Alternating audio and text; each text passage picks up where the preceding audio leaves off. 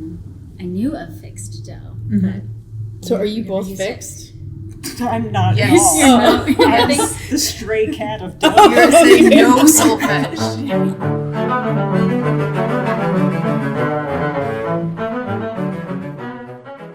Hi everyone, welcome to OSA Backstage. I'm Dani Meyer, and on today's episode, we are definitely not backstage. We are front of house as we were recording with Tara Cowherd-Richardson and Lauren Morrissey of Resonance. Resonance is the vocal ensemble that you see with the Omaha Symphony a number of times a year, especially in our Christmas celebration, which is coming up in just 4 short weeks. I know those merry little heart palpitations are just jingling along, huh? Hi, Sauce. This is Sauce. In any case, it was a delight to speak with Lauren and Tara. We were front of house in front of the Dick and Mary Holland portrait. That is one of the best parts, I think, of the orchestra lobby, primarily because the orchestra was rehearsing the music of Journey while we were recording. So you could say we were back of house. In any case, this conversation was a delight. I feel so out of my element with vocal music, and these two make it seem so friendly and so approachable. I think you're going to love it. Enjoy. Thank you both so much for doing this. Yeah, you bet. Happy Saturday. This should be quick and painless. Would you please introduce yourselves? Sure, I'll jump in. I'm Tara Cowherd. I'm the Executive Director of Resonance. Just really happy to be here. Yeah. And I'm Lauren Morrissey. I'm the Engagement Director for Resonance. Okay. And you are both exceptional sopranos. Just to say that up front. We were briefly talking about the roles that you have filled as members of Resonance, but also the solo moments you've had, which we'll get into. Yeah. But where did music begin for each of you? Was it at home, at school, or in a concert hall? Do you remember your first time? Sure. Yeah, I'll jump in. My experience was my mother was an organist for a small little church in Shenandoah, Iowa. Oh my gosh. And it was just a plan for us to start taking piano lessons when we were all kids. I was the oldest of 4 daughters. So I was the one that got to jump in first. And then I started on clarinet in middle school. And somewhere along the lines, I was singing. And I just thought, it was all music to me. So it didn't matter what I was doing. I was just happy doing any of it. So it just seems like it was always there. That's amazing. Yeah. And then Lauren? I was just singing all the time from a really young age at home. I just would watch Sound of Music all the time and Beauty and the Beast and all those movies. So I was singing them a lot. I actually started out taking dance lessons and then got into musical theater from there because I just loved performing. So you guys, it's so weird because right now I think the current thing that all 4-year-olds to 6-year-olds are singing all the time is still Frozen. Yeah. Or probably Encanto. It's like one of the two. Mm-hmm. But it used to be Sound of Music Right. or Beauty I and the watched it all Beast. the time. Yeah. What was your song? 16 going on 17. Yeah. Fantastic. Not Going for the Hills Are Yeah. Alive. I liked them all though. I knew them all. Yeah. Did you have any songs that you were filling your home with? I don't remember anything specific. It was just one thing to the next. And I'm sure I remember putting on little shows with my sisters when I was little, but nothing specific as far as music. Putting on shows with your sisters? Yes. So I remember that we had a bunch of like clothes and dress up clothes and wigs. So we would all, I think every kid who's a musician finds a way to lip sync to something, so we were pulling out our Amy Grant albums and we would put on shows for my parents. And especially when friends came over, they're like, we have a show to put on for you. And we took it very seriously. And of course, I was already producing all of the content at that time, was like organizing. And then it annoyed my sisters because they're like, oh, why is she making us do this? But I took it very seriously. Well, the oldest sibling is clearly the executive producer. Yes. Yeah. So did you give any of your siblings the leading roles, or did you find it's best to direct and star in your own production? Yes, the latter. Direct and star. It's the easiest that way. My gosh. But you guys are really good. You guys are really good at, even though you were leadership and resonance, I feel like every time we get to do a performance with you, as an ensemble, we're seeing new people featured every single time. Mm-hmm. So clearly hopefully we grow out of this need to executive produce, lead and star in all of our own productions. Yeah. Did you find, as you met other singers and met other musicians, does that make it easier to collaborate that way? Or do you just enjoy seeing people step into the spotlight and shine? Yeah, it's just fun to sing with your friends and see everybody, come into their own and try different things. It's really exciting. Yeah, and we each challenge each other. Mm-hmm. So, I mean, in that way, bringing in new people is great because they bring something different and new. Or some of the people that we've worked with over the years, they want to be challenged in different ways as well. So they bring something new to the table just because they feel like it's a space where they can try something different. So that's always been the fun part. But at the end of the day, we're an ensemble, so we always know that we're stronger together. So despite us wanting to have center stage or something like that, we do really enjoy the aspect of the ensemble and how that alone is its strength. Much like the symphony, it's stronger because of the ensemble and the uniqueness that the sound brings when they're all together playing collectively. We think of ourselves similarly, like the symphony, in that we all have separate voices and separate timbres and separate tones, but collectively we're stronger. Do you remember your first vocal ensemble? You said you went into musical theater, so that might have been it. Was church choir your first vocal ensemble? Was it school? Mm-hmm. Yeah, the first show I did was The Music Man. So that was my first collaborative singing experience. And then choir in high school. I knew I wanted to keep singing. So. Okay. Yeah, for me it was church choir. We had a little youth group that we got together every week to sing, and we put on little musicals. And I remember you were just always putting on always doing shows. Yeah. There was a particular show, and I was asking my mother about this the other day. I said, I remember listening to the recording and the rehearsal, and it was a boy who was a shepherd, and he was a character from the Bible. I can't even remember. I was like, I just want to sing that part. And I remember going to the teacher. I mean, this is way before people were doing, gender bending and things like that. I said, is it okay if I sing this boy's role? And she was like, yeah, why not? So I was like, wow, that's great. So I got to do something that was probably more unique than at the time, singing a boy's role, or a pants role, as you'd call it in the theater now. But she said yes. So that was really great. It was almost like your first example of if I don't ask. Yes, right. I might not get the opportunity. Right. Did you carry on that attitude as you went into school? Of asking? Yeah. I'd say that there's a point where you start to realize that you're being more insecure about who you are. So as you're getting older into high school and maybe in college, like you're starting to evaluate yourself more. So I think I did pull back a little bit. I wasn't that adventurous as I was growing older, but I think once I had more training to help understand, why I felt the way I did or what my strengths were, then that started to come back out again. That's actually I feel like that's very consistent, right? There's always a point where you go from I'm king of the world to I have been knocked on my butt repeatedly, right. And I just don't know anything. I know nothing. Right. I mean, when I went to school, I went from I'm the only bass player in Delaware to there are 36 bass players in the studio at Indiana, and all of them could easily wipe the floor with me. This is a moment. Right. All right. Yeah. How about you? Do you remember that specific, or rather not the moment of insecurity, but rather finding how to move past that adolescence uncertainty? Yeah, I think performing really helped with that. You could step into someone else's shoes and just find that confidence on stage. That really helped me in that way. And then, going to college, similar experience. You get there and there's so many more people who know a lot more and had different training than I did. So it was an adjustment.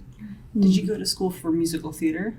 I went to school for music education. Okay. So at Drake University. Very cool. Mm-hmm. And so specializing in choral. Okay. Mm-hmm. What does that look like for those of us who did not attend choral pedagogy courses? Oh, wow. There's a lot of music history, music theory. You still take voice lessons. You basically are getting a performance degree and an education degree at the same time. So it's a lot of courses. It's a lot of credits. You're in choir for several hours a week. You take conducting class. You have a lab choir of all your friends where you just rehearse and conduct your peers. Oh, man. You know, so that could be a little intimidating, but you make it through. If everybody has to conduct, I'm assuming, right? Mm-hmm. That must help. So it's not just because I imagine if you were in a conducting class and where 90% of people did not have to get up in front of their peers and conduct, that 10% would feel. Yeah. Not everybody had Oh, to. really? Oh no. Oh. Yeah. Oh, so they could Not judge everybody freely did. without being judged? Yeah, not everybody had to. Not everybody was a music education major who was joining your lab choir. It could just be a performance major or a musical theater major or Oh, an man. instrumental major. Okay. Could be joining Then how did you get feedback? How did you? in Was front it- of everyone from the professor. I mean, so Right? So it's an entire conducting Right? degree. Yeah. Yeah. All your lessons are in front of all your peers, Mhm. and but it's good because that's reality too, right? Every Yeah. mistake you make is in front of In everyone front of the ensemble. at the end of the day. So Mhm. find a way to be okay with that and learn from it. Yeah. It's a lot of resilience. A lot of resilience. The other thing is, when did movable dough come into play? Oh boy. It's a concept I still don't understand, if I'm being completely honest. I did not learn solfege until college. Mhm. So that Drake University used movable dough in the choral program Mhm. and in our music theory ear training classes. So that was really just how I learned it. And then I knew of fixed dough. Mhm. But So are you never both used it. fixed? I'm not Yes. at all. You're not. I'm the stray cat of dough. You're saying no solfege. But yeah, just wondering in your music education and how you was that something that was taught as part of something that you would continue to teach your students? Yes. Yeah. It was really a part of our choral pedagogy. Of This is how you can teach choir and this is how you can help students be independent musicians and independent sight singers so that they can be responsible for what's on the page themselves and not, need someone playing their part. I mean, but I will say, while I do not understand, I never did solfege or movable or fixed or any kind of dough. I do, we did take lots of sight reading classes and oral theory classes. And so there was a degree of, you need to be able to look at something, hear it, and then work from there. We used the number system, which seemed to work, but then that the common sense part of it is the hard part because if you don't look at the key signature, things can change very, very quickly. And I had to retake a class because I forgot to look at a key signature. Oh. no. And what looked like C major quickly became D flat minor, and that was a problem. Figured it out halfway through. So this is why I play bass and don't sight read and sing for a living. The hand signs are the most important. Oh my goodness. And you can do them with both. I can do You it, can yeah. it's a whole choir with their hands. Yeah. It's, Okay, you're gonna have to show this. I don't understand. Yeah. The method, Kodai method? Kodai, yes, Yeah. I'm Kodai trained. Would you give the class an example? For those of you who are audio only, I'm sorry. But Yeah. There's of do, re, mi, fa, so, la, ti, do.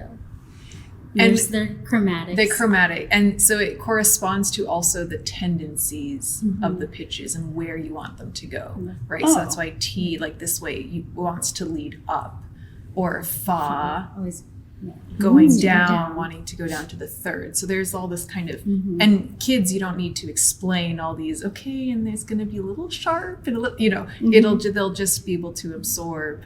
And it's something kinesthetic, so it's another part of your brain that can get engaged because you can't see your voice the way you can see other instruments. Yeah. So you can see where your hands are going and feel that really that's well. really cool. And she can do it in round. So Yeah. you can do different hand I had to signals do a and- round with myself in Kodai training where my right hand was doing part 1 and my left hand was doing part 2 and I was singing part 3. So you think conducting's hard? There's only 2 things. Now sing and do 2 different. It's like 2 And- different time yeah. signatures with 2 hands. It'd be like if Serena So- was singing whatever this hand did and you were singing whatever my left hand Yeah, did. yeah, and then you I were- sang, And then you were I sang and I had to go all the way through.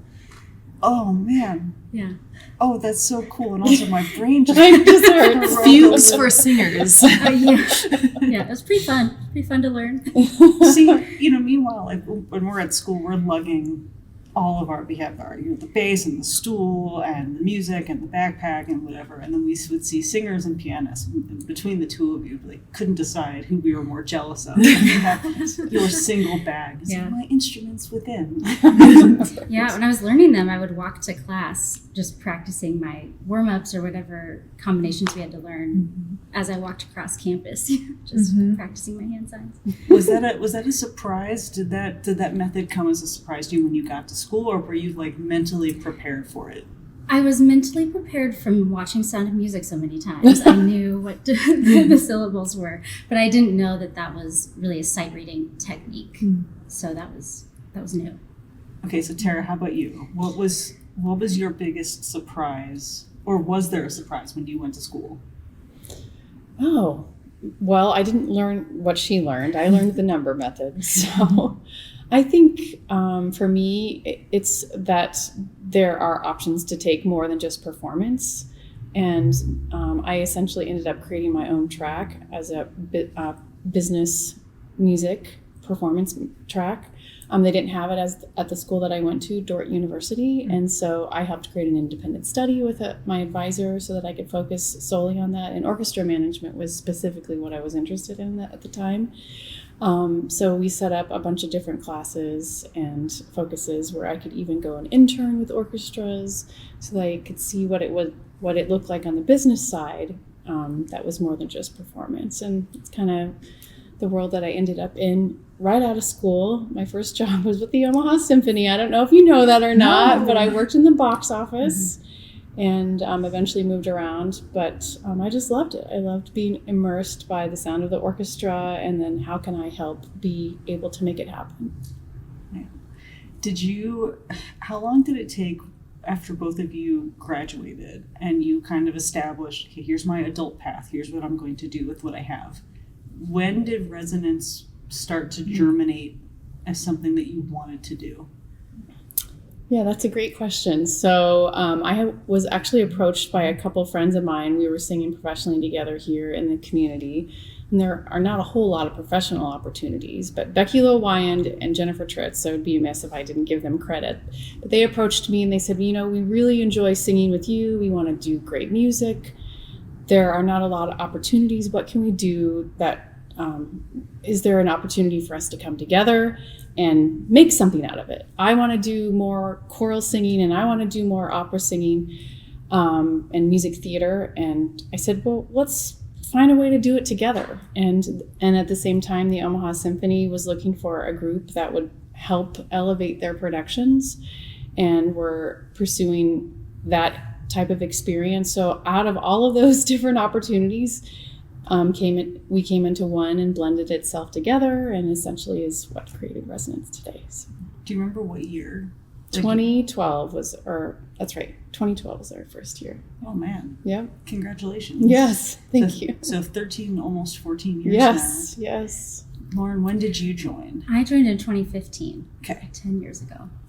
Yeah. I was looking for more singing opportunities, and a friend of mine had sung with Resonance before, so told me about the auditions, and there you go. Right. So you started off maybe with this idea of we will be a flexible vocal ensemble that can contribute. Did you have in your head, here's the type of repertoire we're going to be doing? And then how soon did that start to transform into other ideas?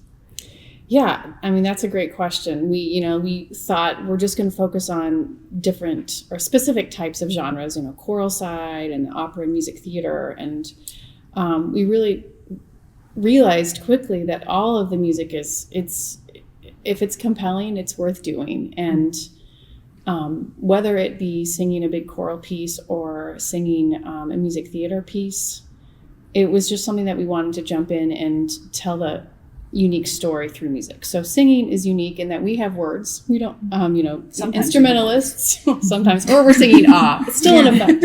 So we have the unique ability to tell a story through the words, and no matter what we're doing, the words are very important to us. So, I mean, it might take us a while to, we need to understand how to pronounce it, and a lot of times how to translate it. What is it that we're really saying? But once we get through that learning process, I think where we end up as an ensemble is really focusing on that intentionality and how are we communicating that to the people that are listening, so they can really feel like us as the vessel for the composer to share what it is that they're trying to share with the greater community.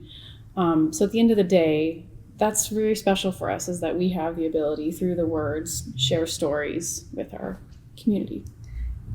Did it take you a while to become comfortable with how flexible each new project was going to be? Because just in the last, for funsies, in the last season and a half, right? Mm-hmm. We're about to get into Christmas, mm-hmm.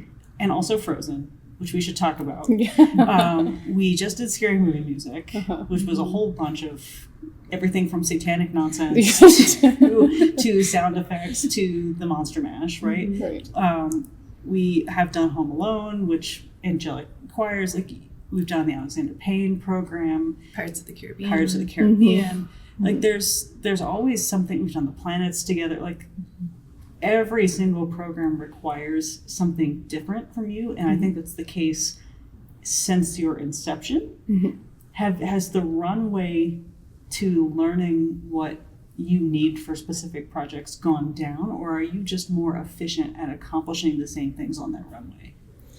Yeah, I think that it really depends on who it is that's involved. So I say that because we have a subset of singers who are flexible and multifaceted, that performing any type of repertoire is not, too challenging for them. And then we have some of those who really specialize. So, but just like an orchestra, you guys do things, it's different every weekend what you're focusing on. You might be doing something, as a small chamber ensemble, or you might be doing a large symphonic work or a movie concert. You have to adapt just as much as we have to adapt, and some specialize in certain ways to do. They absolutely do, but I will tell you that the hardest runway, I think, is first joining the orchestra straight out of school. Yes, yeah.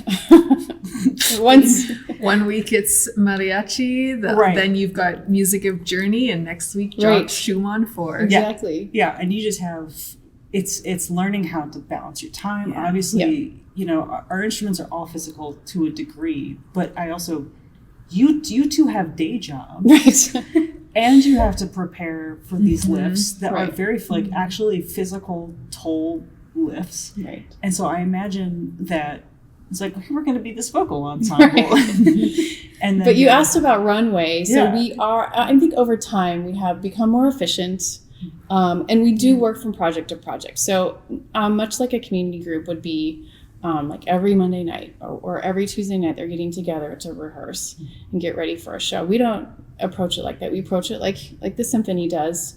It might be 2 weeks before the concert, the ensemble comes together. They're already familiar with all the music. They've done all the work on their own. And now it's time to put it together. What does it feel like? Because it's going to be different. We practiced in a silo, in our practice room, or at home. It's always different when you add more people. So that's where the work comes in. And the efficiency level is pretty high now. We've figured out how to make it work and what formula, depending on what we're doing. And I think singers, the more you do things like that, you just know you need to be ready for anything. And you just go into it knowing that you need to be flexible and, That's right. and ready to go. One of the things we say often is that we're bringing our flexible britches and we just have to be ready for anything. So. I've seen it in action for the Christmas rehearsals. Yeah. Parker, our choreographer, will just throw things and scrap things from one whole scene idea that's kind of been mapped out will be scrapped and then, changed into something else. And it's always, I love seeing the process, but the way you guys have to be flexible while retaining all the, again, words, music, singing, and then and then the choreography is quite amazing. Because that's the other part of it too, is so often we're not just asking you to sing. Mm-hmm. It's not like, okay, you're going to stand here, you're going to look very pretty, and you are going to sound pretty. Right. And instead it's like, here is your Santa costume. Yeah. Right. Now sing and dance. Or now you are, however many hundreds of feet away from the conductor and the ensemble, now sing, with the group, or you have to sing with a mic, and there's all these, so much is asked of the performers. So I know you've done opera, and you've had musical theater. Have you also done opera? In college and some experience. Okay, so there is a degree of of that in opera where there's choreographed movement, at least in costuming and having a character. Did your collective experiences help prepare, let's say, like the first time you were asked to do Christmas celebration and it's like, this will involve dancing. So what did that look like? Was it just all right, we're going to figure this out? Or I have been dancing, taking dance lessons since I was 5. So I had an on dance team and did a lot of dancing. So movement was not unfamiliar to me. It was still learning all the music at the same time, putting it all together is still, and in a very short time frame. I remember the first Christmas show just was a very fast pace, and then you sort of get used to it year after year and just know what's expected. Right. is there a warm-up that you do? Physically? Yeah. Well, I think we do a lot of Yeah. that on our own. Yeah, we all try to be, stretched out and ready to go. But mostly when we get together before the show, it's a collective warm-up together so that we can remember what our sound is. Really focused Yeah. together. Yeah.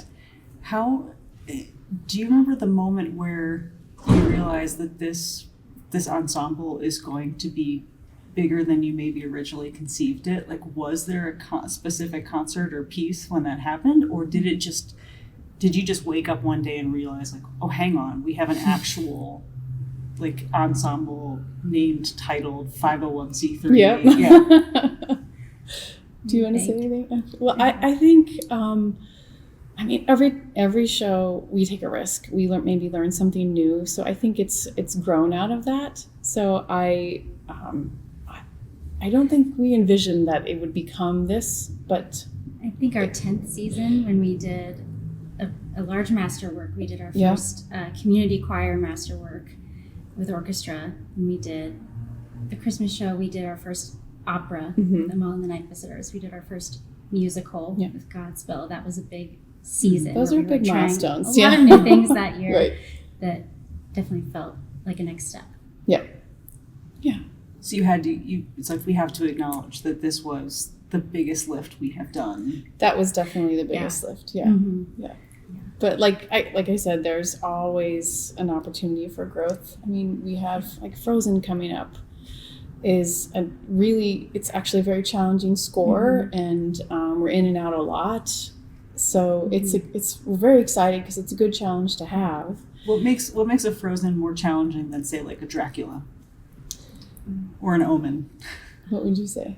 It's probably just finding your place in the music and being able to hear when it's your time and where your pitch is. It's not all, we don't have the full score for Frozen. We have some cues here and there. So sometimes when you get with the orchestra, you think, oh, that's what it sounds like. That sounds like. Right. Oh, so it's right, because the way movie scores are laid out for the orchestra is they're divided by cues, because in the real world, a studio orchestra would get together and record a cue at a time. They would definitely not record it the way we're going to perform it, which is just a straight 2.5-hour Frozen symphony. Also insane. Yes. Also insane. Yes. I actually remember one year for Star Wars, Ernest looked at us. He was like, okay, so the next half an hour, there are about 2 or 3 seconds between cues, and most likely we will not be able to actually stop. So you just need to keep going until I stop conducting, and I promise we will get there together. And it's 30 minutes of concentrating on Star Wars level fight scene explosions and X-Wings. And That's no short order. Yeah. No.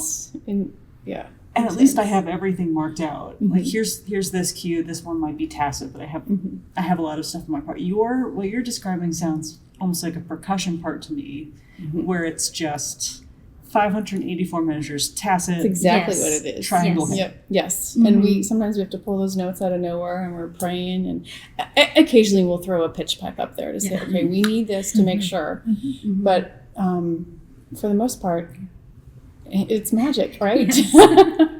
Yeah. Do either of you or both of you have perfect pitch or perfect relative pitch or? No, I and have I don't think, solfege, and that's it. and I don't think that we've had a singer that has perfect pitch with us for a while. Mhm. You're right. We have Wow. a decent relative pitch, but yeah.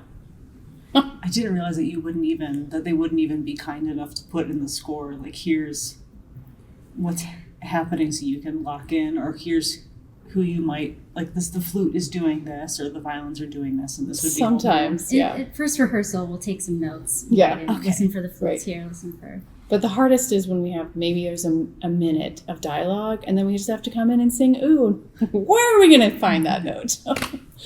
Yeah. It's a great challenge. Disney movies are the hardest. Like, you think, oh, the big John Williams scores must be the hardest, and in some ways they can be, but as far as ensemble-wise, the ones with singing are so much harder Mm-hmm. because you have the combined, obviously adding the choir to the mix, and now your challenges, which sound like a nightmare, and yet you do it with such positive attitude, and then the singing on screen. Mm-hmm. So when we did Singing in the Rain, I just, like, the two issues were Moses Opposes and Gene Kelly's nonsense Singing in the Rain, where it's like, yes, he's technically not changing it, but there's no click track in the universe that can reliably hang Mm-hmm. with Gene Kelly. And then Ursula was the same way in The Little Mermaid. Yeah, Poor Unfortunate Souls was a lift and a half. And it's the listening to these fantastic, iconic recorded solos of these artists, like, having the time of their lives, but just like, They don't pay attention to the conductor. no. Weirdly enough, Yeah. Ursula is not legendary. Yeah. Has there been a piece that's just completely kind of knocked you back and, like, we have to start from scratch and figure this out? No. I don't know, singing about Satan was pretty I much was gonna knocking say us that back. one- that one was tricky. We did that for the Scary Movie concert. And so it was fortunately in Latin, so it didn't seem as dire as singing in English might be. There was some comedic relief there. Too. Yes, that was I got it. helpful. Yeah, it's a little hard not to, like, mentally and physically, like, clue in too much to Yeah. the fact that you're Yes. yes. Yes. Okay, how about, has there been any piece that you have just, what's your favorite project maybe so far?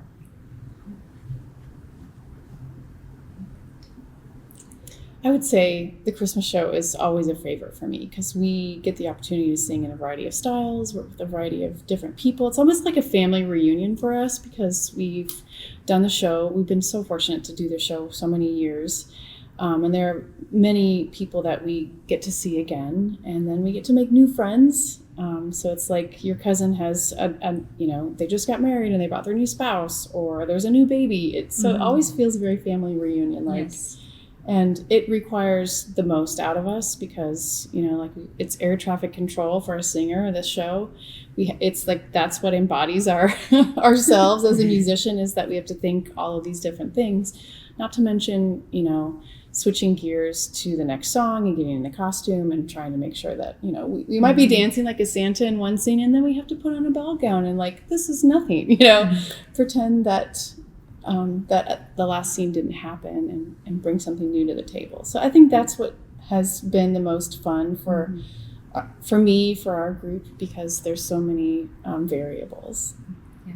Other shows like that, I remember we did the Bernstein Broadway show. Oh, that was a great show. Years ago. Yeah, that was a really, really fun Just time. great music. Mm-hmm. Yes. More magic. Yeah. Do you ever, when we bring in these soloists, whether it's Christmas or Bernstein or Matt Geiler and Scary Movie music, do you ever look at these or listen and think, oh, we should steal this, and this? Oh, to all the incorporate? time. Yeah? Yes. Yeah. Yes. These are the experts. So, they give us great ideas all the time. And sometimes we'll have a chance to talk to them. And we had a chance to talk to Matt on several occasions. He's our new friend. We've checked out his mixtape show on the weekends. Yes. And then the singers from the Christmas show, we've gotten to be good friends with them over the years. Yeah. Those So, that return to yeah. And new. yeah. And the dancers, we just are grateful that we are comfortable enough to ask them about their world. And It's such a great community of people that the directors bring together, and everybody lifts each other up and really wants yes. to perform together. What's on your bucket lists? Like, as an ensemble, is there a group, like, room of requirement, here's here's what we've nailed to the wall and written down? For the ensemble, I don't know if we want to give too much away, know. but we have ideas, Really? and we have the board, we have things, the vision Vision board, board, yeah. throwing things on it. But we love singing with the symphony. We, an opportunity to do a great choral work with the symphony is a bucket list of ours. Carmina Burana would be amazing. That's my personal bucket list with the symphony. But we just love anything. Like Lauren and I, maybe we're a little unique, is that we just love to do great music. It doesn't matter what it is. Any style. We just love anything. Just kind of happy to. Yeah. I know you guys have made recordings as well through Resonance. Do you have any future plans on that? Any song cycles you want to do, if you're allowed to reveal? Yes, we do have future plans. Yes. We did, our first album came out in 2020, right at the height of COVID, which was timely, I suppose. And we do have plans to record our next album in the next few years. Oh, very cool. So as we mentioned, you both have day jobs, and then this is on top of that. What would you say to people who grew up with music, love music, perhaps miss music, but are worried that it has somehow passed them by? Like it is something that they aren't sure they can return to. What would be your recommendation? I would say just check out the community choruses in Omaha. There's a lot of opportunities, and some have different focuses of what type of music they might do. So, pick one that is good for you. We have a festival choir of community singers that do a fall masterwork every year in the fall, and that's with our own orchestra that we have, and that's one opportunity. And there's a lot of other choirs that we've collaborated with that are also community groups. Just find something and start singing. Yeah, we have a youth track. We have several youth that we're trying to raise up in the organization so that they understand what it means to be a professional in the community. But and for us specifically, we have a day job, but we're doing this professionally on the side.